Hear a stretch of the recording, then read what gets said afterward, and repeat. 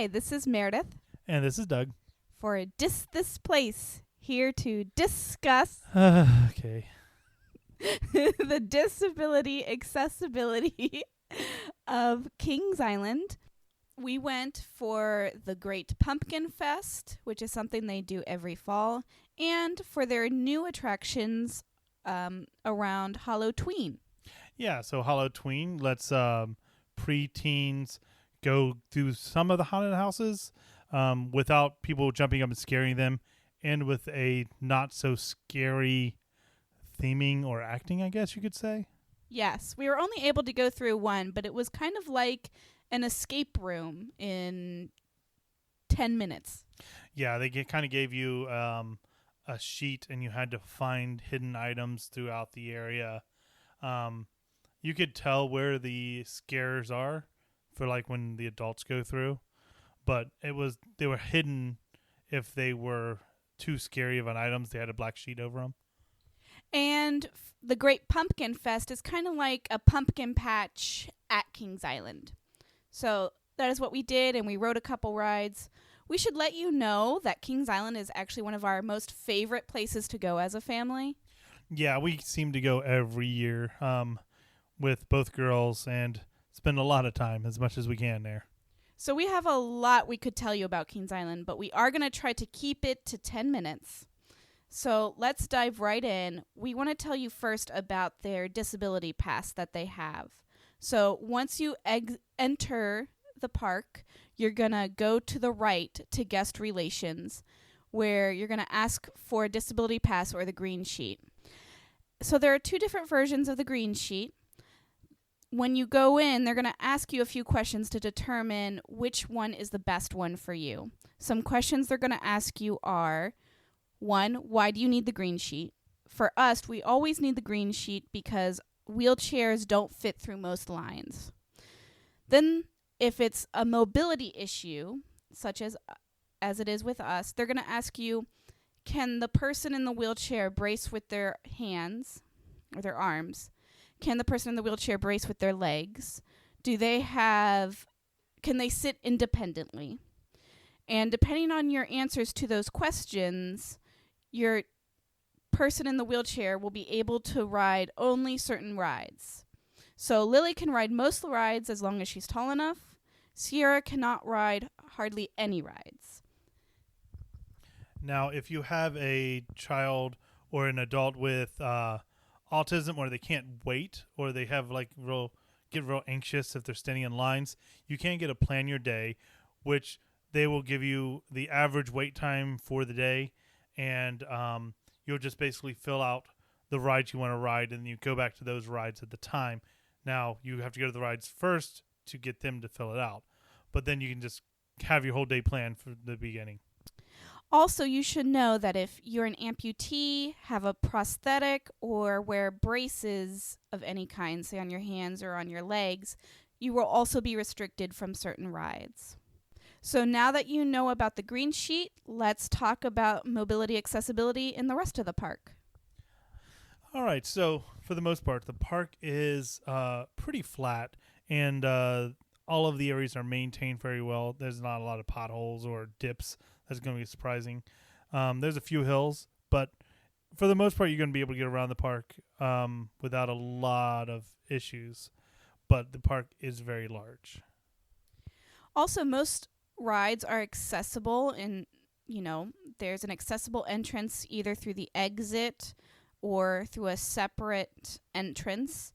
However, you will need to transfer from your wheelchair, your walker, your scooter into the ride, or you'll need to have someone in your party help you transfer. They cannot help you transfer.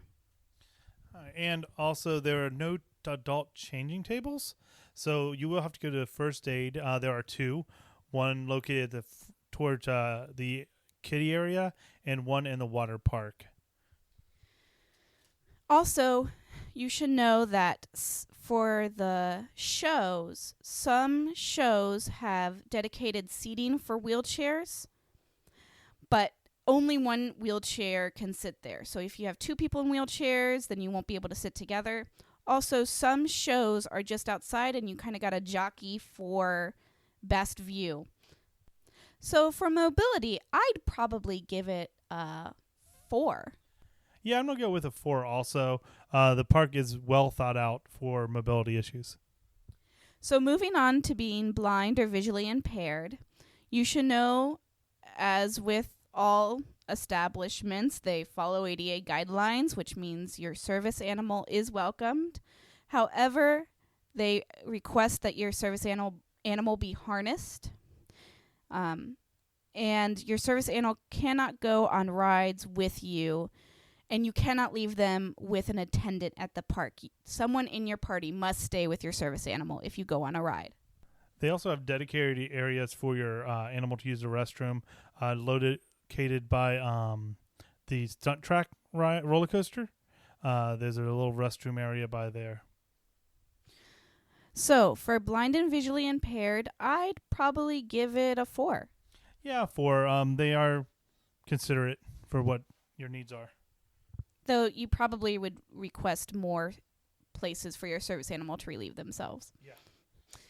Okay, moving on to deaf and hard of hearing. So you should know that certain shows do have assisted listening devices. You just need to ask an usher for them. Now, if you do need an interpreter for shows, you can request one from the park. You just have to give them a call a week in advance for them to get all the preparations together. Also, you should know that if you wear a hearing aid, that the ambient noise at the park could make it difficult for you to hear your party. So overall, I'd give deaf or hard of hearing a 3. Yeah, that's what I was thinking too. We should just have one number. Yeah, 3. Sometimes we disagree. That's true. Okay, so moving on to sensory disability. If you have a sensory seeker, I think Kings Island is a paradise. A lot of sensory seeking activities there. On the other hand, if that is not your bag of tea, you can have quiet areas set up throughout the park. You can go to the first aids at any time. And they also have a family resource center where you can sit and just unwind.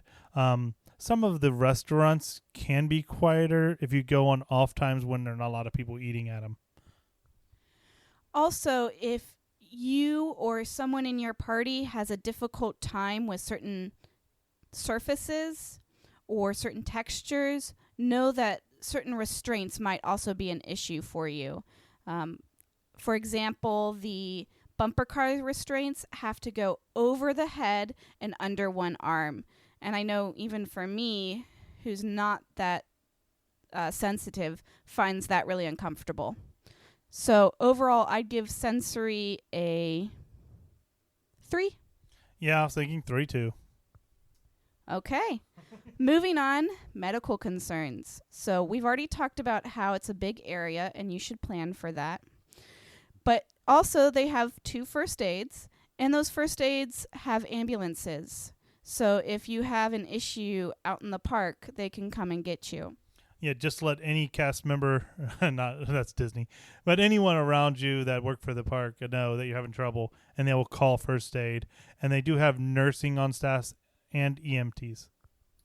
You should also know that first aid has cold storage for medicines in case you have insulin or other medicines that need to be stored in a refrigerator.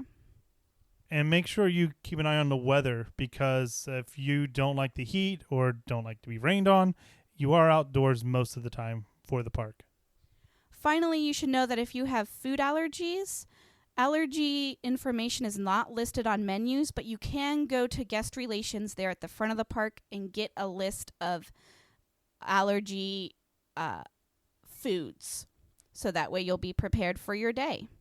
So overall, I'd give medical concerns probably a 4. Yeah, 4. They do a good job on that.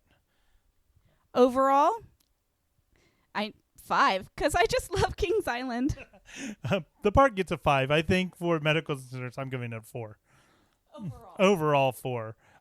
Just because, they're not perfect on any set, but they're doing a good job. All right. Well, look at that. We're just under 10 minutes, and I want to say thank you for coming. I don't know what we'll do next month, but see you then. Yeah, see ya. If you have any suggestions for next month, please leave them in the comments. Thank you.